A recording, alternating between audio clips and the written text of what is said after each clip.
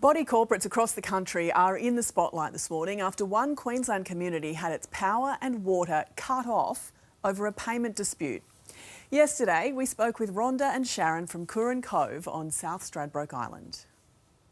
I'm using a bucket to flush my toilet from the water that we get delivered from the Red Cross. We're using candles and solar lamps for lighting, and I have a little gas cooker to use for cooking facilities. Yeah.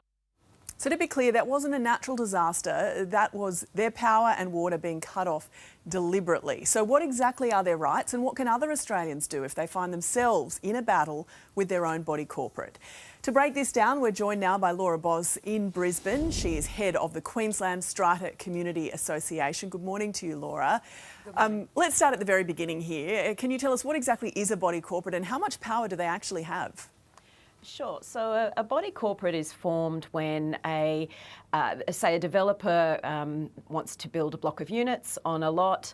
That title is then subdivided up into a number of titles, and all the owners of those, so if you buy a unit, you become a part of the body corporate, and sitting under that body corporate is a range of legislation which helps to manage the body corporate and assist the body corporate in what their duties are. So essentially the body corporate then becomes responsible for maintaining the building, any levies that need to be paid. There's a body corporate committee that's generally formed, and every state has its own body corporate legislation. So there are nuances within Australia around body corporate law. And anyone who's been in a strata committee can know they can be tricky things to navigate, a lot of personalities and different interests involved. In this particular community, what's happening? So this particular community is incredibly unique, and what I would like to say at the outset is that this does not happen in body corporate generally.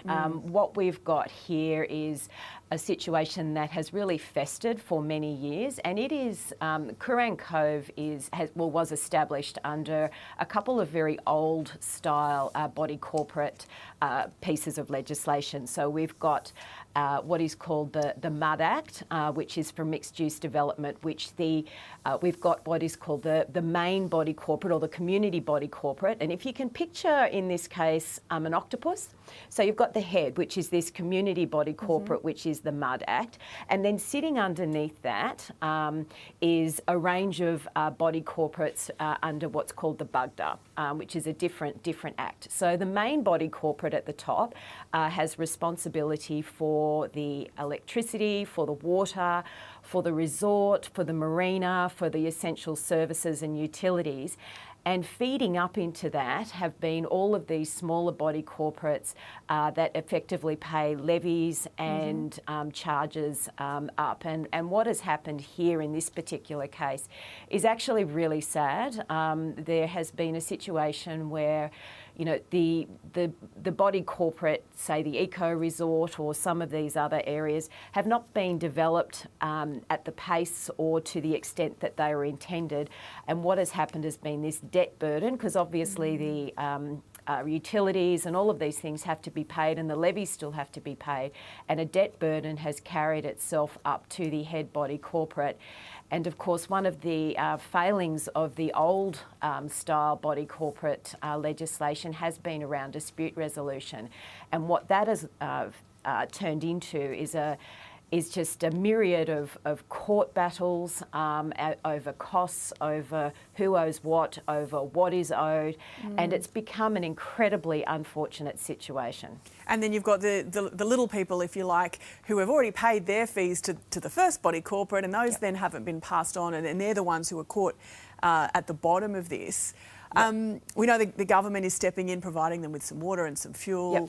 What is your general advice to Australians who live in a property that comes under part of a body corporate? How can you keep yourself from falling into a situation like this? Well, look, there's a couple of things. The first is, and this is something that we see certainly through SCA, is around just understanding what your body corporate is and what your obligations are and how they work. For the most part, body corporates can work really well. They are a way for you all to manage your communities. They are a way to maintain and ensure ensure that your community and your asset, and our home is our largest asset. So if you're an owner of an entity in a body corporate levies are a good thing. They mean that your asset is being maintained. The second thing is, aside from taking an interest, is ensuring that you have really good support from a strata manager who knows what they're doing. So, you know, we're looking here at a case where there's very, very complex legislation that's involved. And I know that, you know, strata managers who are accredited through the Strata Management, Strata Community Association are, you know, they're trained, they are kept abreast of the current legislation and all the changes, and they work a lot in dispute resolution. So they can really help a body corporate where an issue does arise to be able to manage it in a way that is amicable before it gets to a point like this, which is very adversarial. Well, they can be difficult to find, so if you can find a good strata manager, hang on to them. Laura, thank you so much for your time. Over to you, Clint. Hey there, Today fans. Sarah and... What's my name again? Oh my goodness, Carl. Hey, thanks for watching our YouTube channel, though. Subscribe now for more news, special reports and amazing Aussie stories. And Carl misbehaving, Whoa, of course. that never happens. Always happens. What's she talking about?